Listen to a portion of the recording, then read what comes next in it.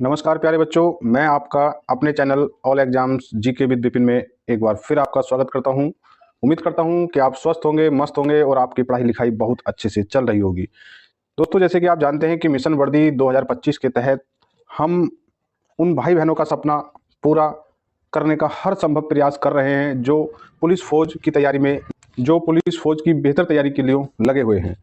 तो देखिए, जैसे कि आप जानते हैं कि भारत की आंतरिक सुरक्षा व्यवस्था, ये जो हमारा टॉपिक है, ऐसा टॉपिक है, इसे यूट्यूब पर इसके बारे में बहुत कम ही लोग जानकारी देते हैं और बहुत कम ही लोग इसे बच्चों को पढ़ाते हैं। तो देखिए, ये भी काफ़ी इंपॉर्टेंट टॉपिक है, क्योंकि आप जब एक ऐसी भर्ती परीक्षा की तैयारी कर रहे हैं जिसका मेन लक्ष्य, मेन टारगेट ही आंतरिक सुरक्षा व्यवस्था करना होता है, और बच्चे ज़्यादातर इस टॉपिक को इग्नोर करते हैं और यहाँ से भी प्रश्न परीक्षा में बार बार पूछे जाते रहे हैं और पूछे जाते रहेंगे, क्योंकि टॉपिक काफ़ी इंपॉर्टेंट टॉपिक है।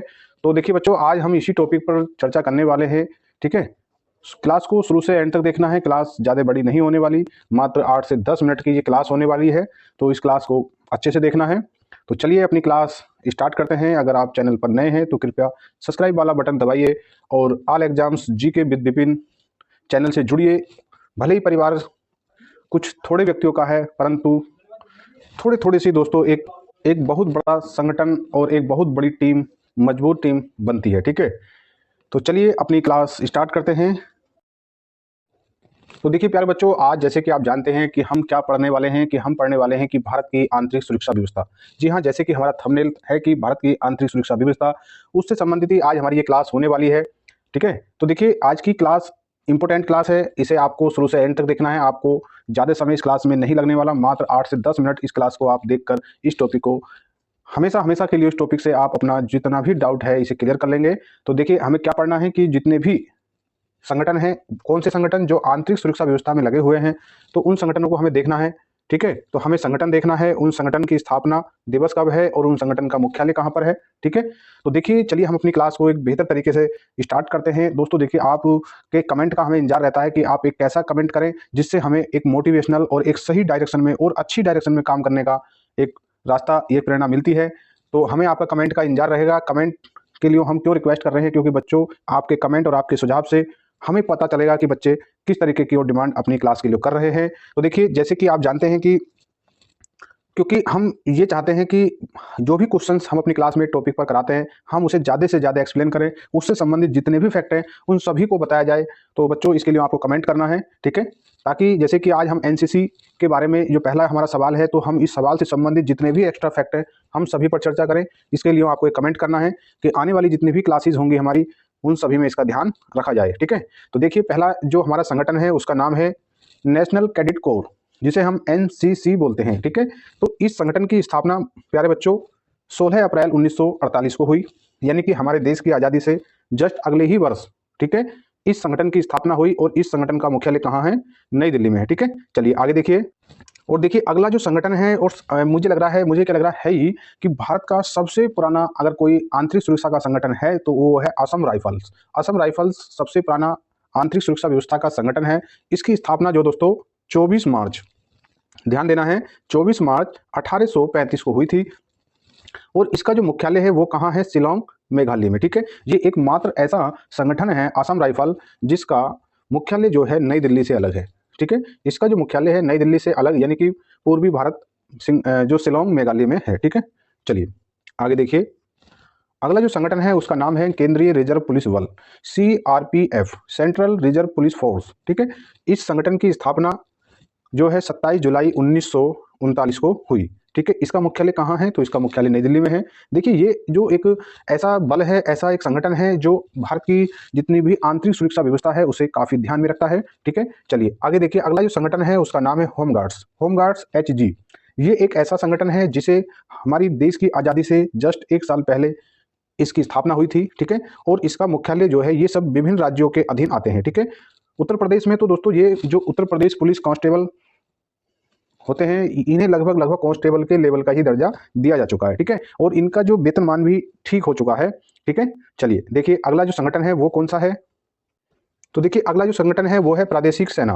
प्रादेशिक सेना, इस संगठन की जो स्थापना है 1949 में हुई और ये भी विभिन्न राज्यों के अधीन आता है। ठीक है, चलिए अगला जो संगठन है उसका नाम है भारत तिब्बत सीमा पुलिस बल, आईटीबीपी। आईटीबीपी की जो स्थापना 2 अक्टूबर 1962 को हुई, ठीक है, और इसकी जो मुख्यालय बनाया गया है आईटीबीपी का वो भी नई दिल्ली में है, ठीक है। चलिए आगे देखिए, बीएसएफ यानी कि सीमा सुरक्षा बल, ठीक है, सीमा सुरक्षा बल यानी कि बीएसएफ, ठीक है, बॉर्डर सिक्योरिटी फोर्स।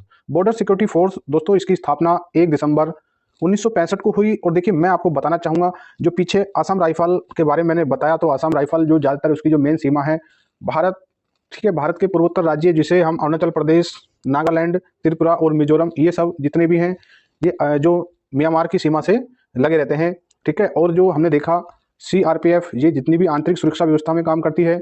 और आईटीबीपी भारत तिब्बत सीमा पुलिस बल है, ये भारत और तिब्बत बॉर्डर पर काम करती है। ऐसे ही जो सीमा सुरक्षा बल बीएसएफ की जो मेन बाउंड्री है सुरक्षा की, तो वो है भारत पाकिस्तान और भारत बांग्लादेश, ठीक है। तो देखिए इस संगठन की स्थापना 1 दिसंबर 1965 को हुई, ठीक है। इसका भी मुख्यालय नई दिल्ली में है, ठीक है। चलिए आगे देखिए, अगला जो संगठन है दोस्तों, ये जो संगठन है इसे बोलते हैं केंद्रीय औद्योगिक सुरक्षा बल, सीआईएसएफ, ठीक है, सीआईएसएफ।